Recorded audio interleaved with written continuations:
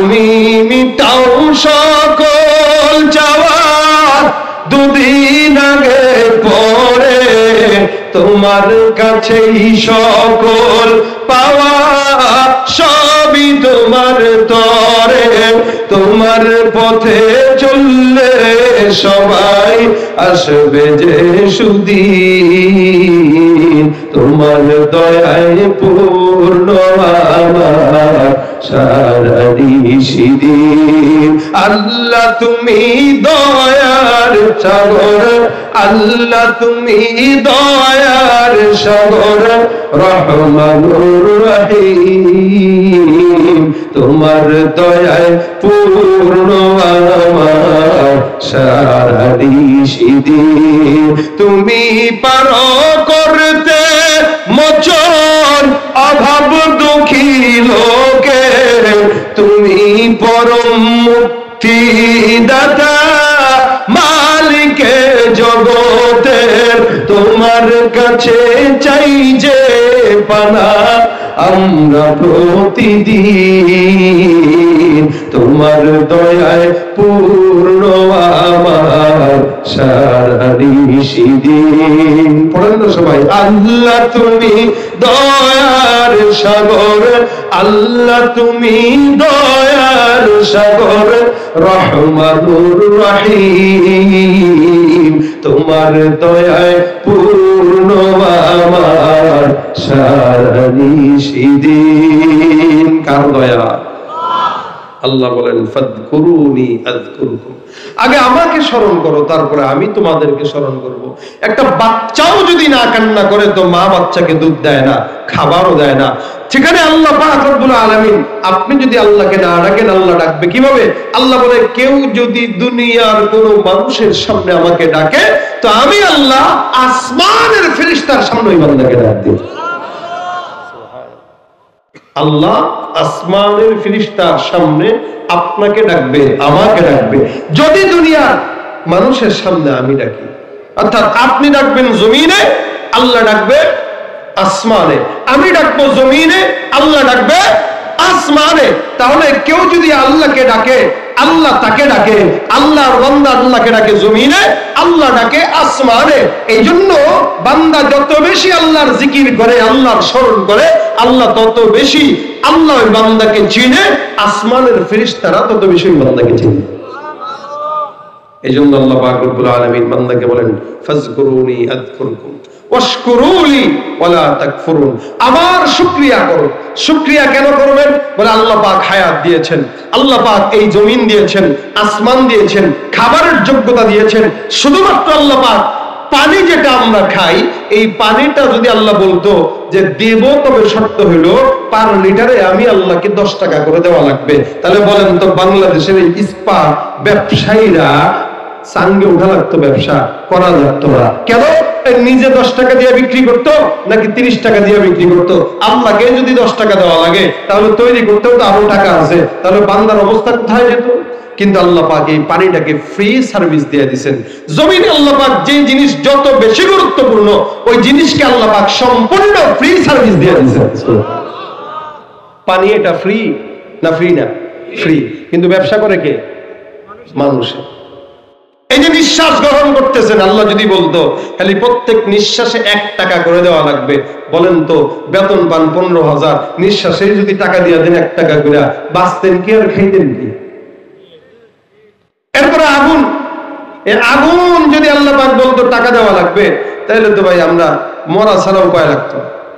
আল্লাহ যদি খালি বলতো এ বান্দা কথা বলো, পার কথায় জবান খুললে 1 মিনিটে 5 টাকা করে, তাহলে বান্দা কথা এত উল্টা পাল্টা বলতো না, কথা বলার আগে হিসাব নিকাশ করে বলতো। কিন্তু আল্লাহ পাক কথা জবানটা কেমন দিয়ে দিয়েছেন দেখবেন। মাথা ব্যথা হয় কি হয় না?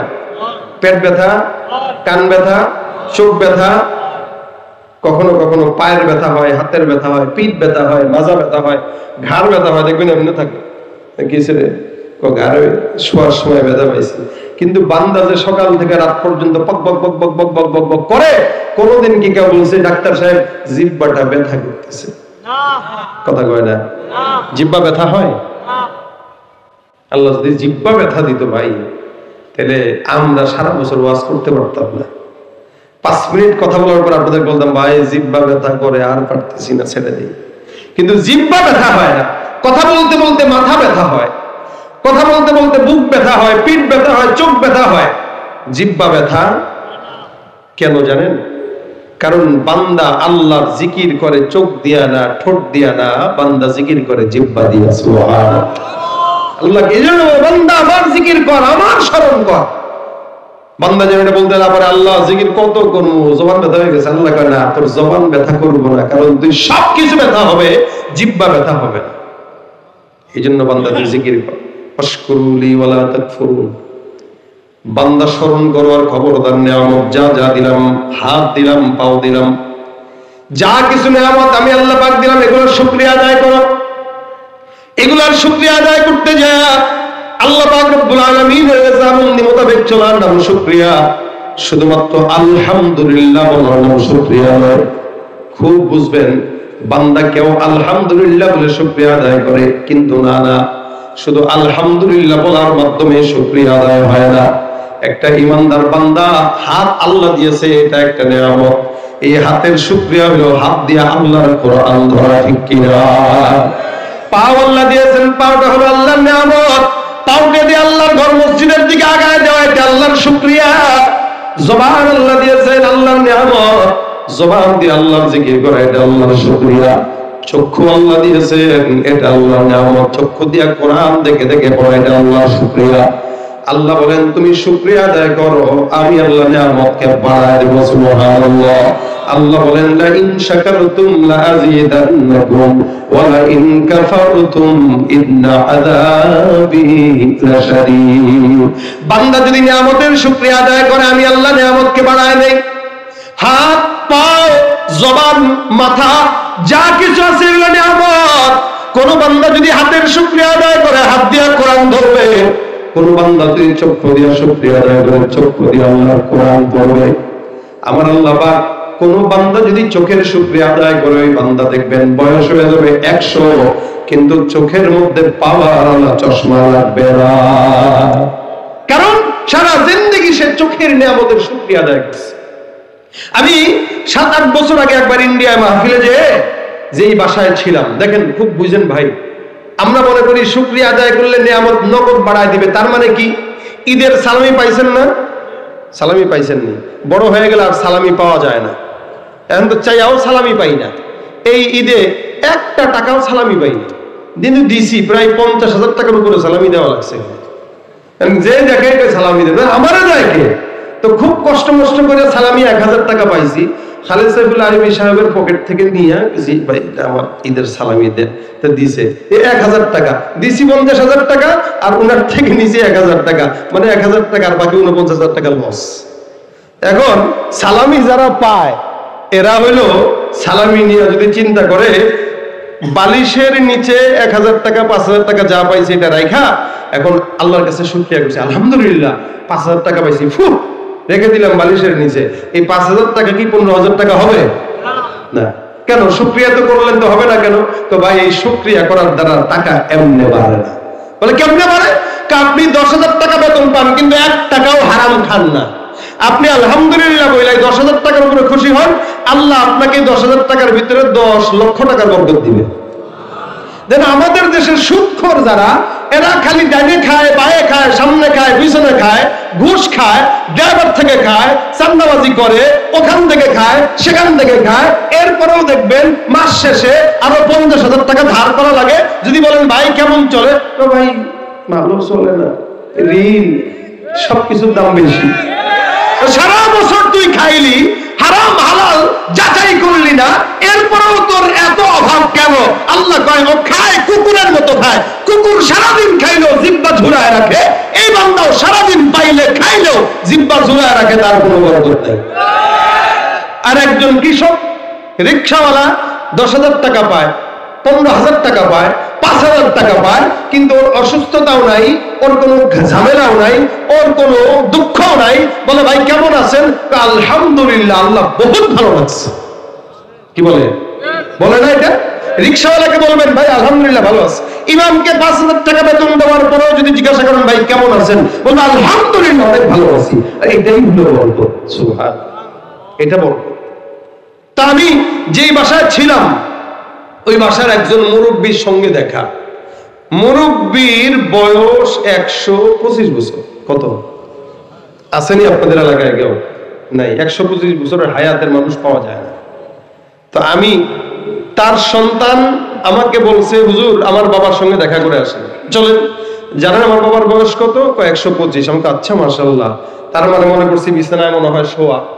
ভাবলাম অসুস্থ মানুষ, মুরব্বী মানুষ, একটু দোয়া নিতে যাই। তো তার কাছে যে দেখি সে চশমা ছাড়া কোরআন এমনি নিয়ে পড়তেছে। আমি কই, ইয়া আল্লাহ, আপনার বাবার বয়স আসলে 125? বলে হ্যাঁ। আমি চশমা লাগে না? কি এর চশমা কি জিনিস বুঝেই না। আমি তার সামনে যে চিন্তা করলাম দোয়া নেওয়া দরকার। আমি তাকে বললাম, মুরব্বী আমাকে একটু দোয়া দেন। তো মুরব্বী আমার দাঁড়া করে আমার মাথায় একটা হাত দিয়া এই যে তেলাওয়াত শুরু করলো, পড়তেই আছে 15 মিনিট পর্যন্ত তেলাওয়াত করছে। একবার এখান থেকে, একবার ওখান থেকে, একবার ওই আয়াত, একবার এই আয়াত পড়ে পড়ে ফু করে দিল। আর পাশে একটা কি বলে পানির পাত্র, এত বড়, এই সিমেন্ট দিয়ে বানানো, মাটির আর উপরে সিমেন্ট, একটা কল আছে এটার সাথে লাগানো, এটাতেও ফু দিল, আমারও ফু দিল।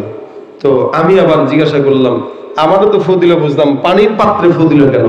তো তার ছেলে বলতেছে, আমার বাবাকে আমরা এই পর্যন্ত, এখনো পর্যন্ত ছোট থাকতে এভাবেই দেখতেছি, উনি সারাদিন কোরআন পড়ে, সারাদিন দোয়া দুরূদ যা পড়ে, পড়ার পরে এই পানির পাত্রে ফু দেয়, এই পানি দিয়েই গোসল করে, এই পানি খায়, এই পানি দিয়ে ওযু করে, এছাড়া কোনো পানি ব্যবহার করে না। আমি বললাম, তাইলে এই লোক তো আল্লাহ পাকের নিয়ামতের পরিপূর্ণ হক আদায় করছে, শুকরিয়া। তার চোখে চশমা লাগবে কেন? তা আমি দেখলাম তাকায়, সে আমাকে, আমার সাথে কথাবার্তা বলে আমারে বলতেছে, চলেন বাজারে একটু বারান্দায় যাই। তো বারান্দায় যে গেলাম, আমি ভাবছি হাতের মতো লাঠি থাকবে, ওরে সুবহানাল্লাহ, দেখি স্ট্রং হয়ে দাঁড়ায় দাঁড়ায় সে হাঁটতেছে। কেন জানেন? পায়ের শুকরিয়া আদায় করছে। পা দিয়া কোনোদিন গানের বাজনা আর পহেলা বৈশাখের অনুষ্ঠানে যায় নাই।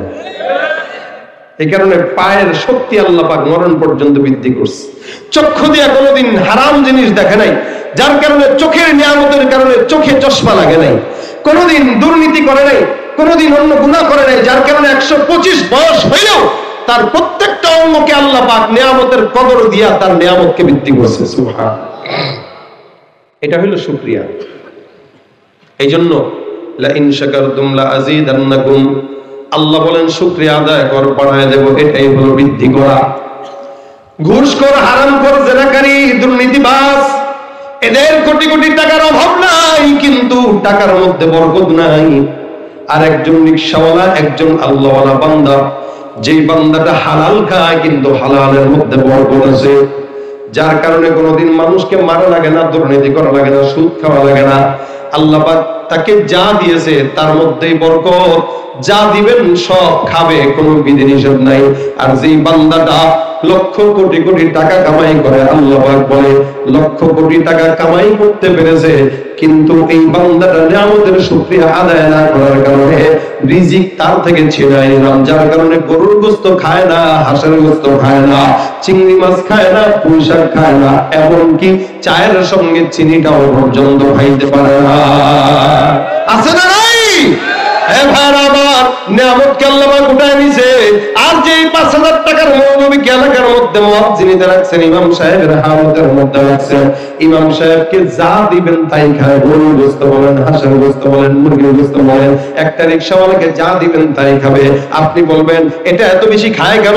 মনে রাখবেন, খাবার খাওয়াটাও আল্লাহর তরফ থেকে নিয়ামত।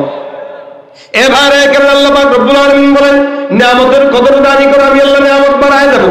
আমি আল্লাহকে স্মরণ করো, ফাযকুরুনি আযকুরুকুম ওয়াশকুরুলি ওয়ালা তাকফুরুন।